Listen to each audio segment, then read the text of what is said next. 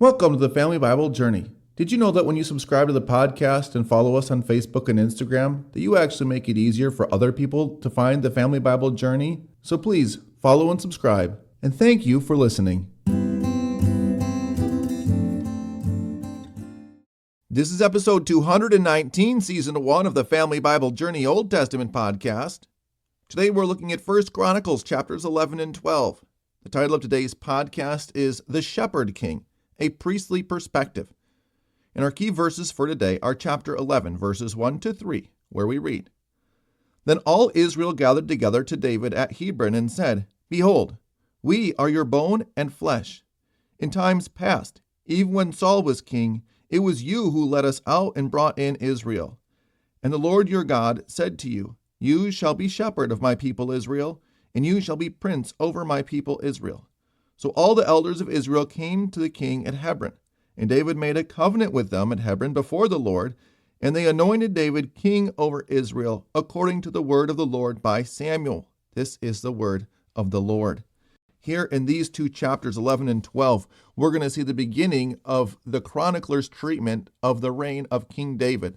Saul, in that last chapter, we read a short chapter about his demise because of his faithless acts.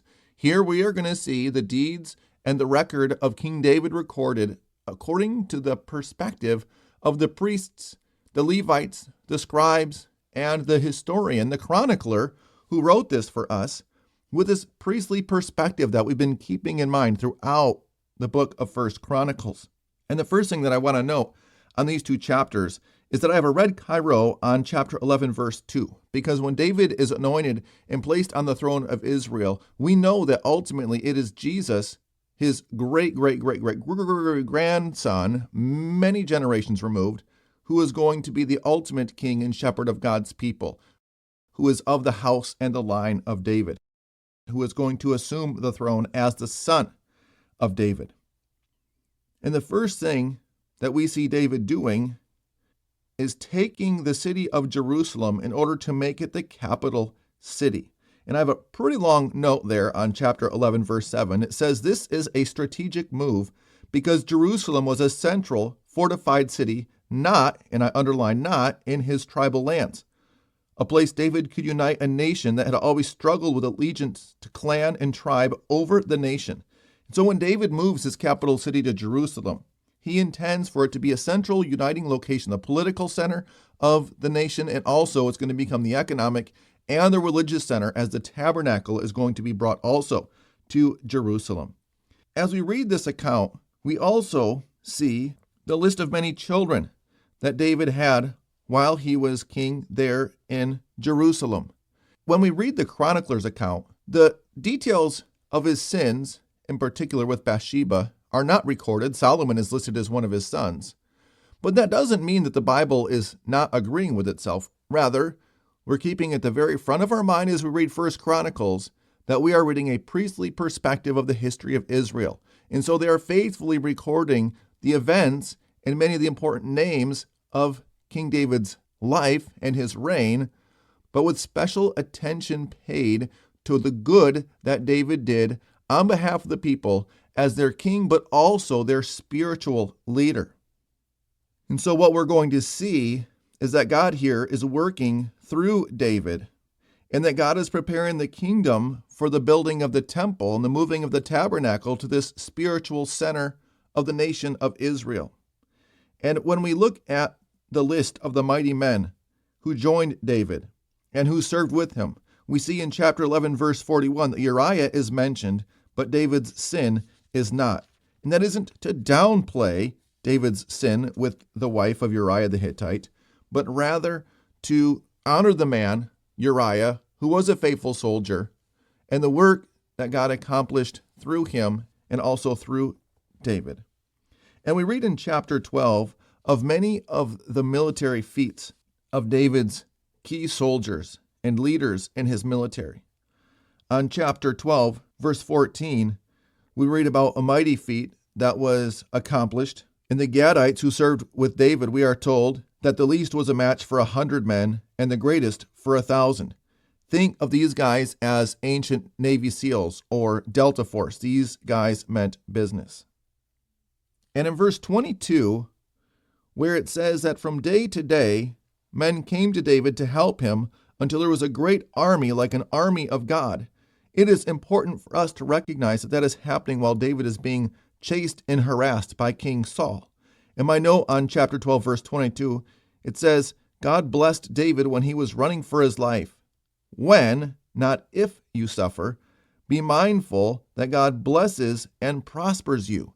And this is an important lesson from the life of David that we can learn, a positive lesson from the life of David, that even though he was running for his life for many years, that God was building him up. God was training him. God was giving him opportunity to hone his military prowess and to serve the nation of Israel, even as a third-party army, since Saul was the official leader of the army of Israel at that time. And by the end of chapter 12, we see that David is firmly established.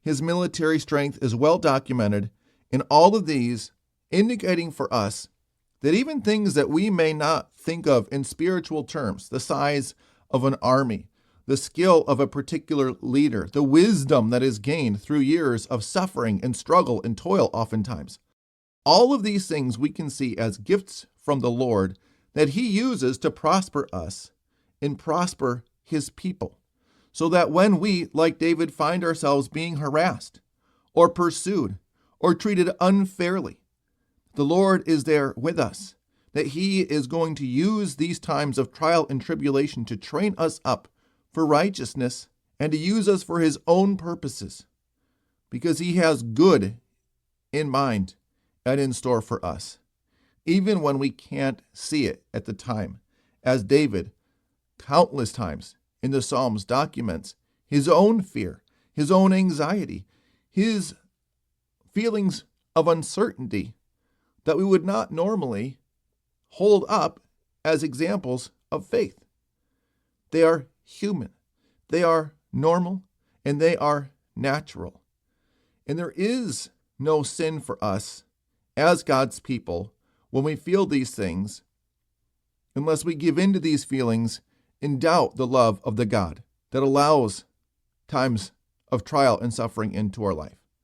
But rather, we can actually welcome these things as a gift from God and an opportunity to grow in his mercy and grace as we learn when things do not work out the way that we wish they would, that it is the Lord who fights for us and that he will, according to his grace, use those times of trial and tribulation to draw us ever closer to himself.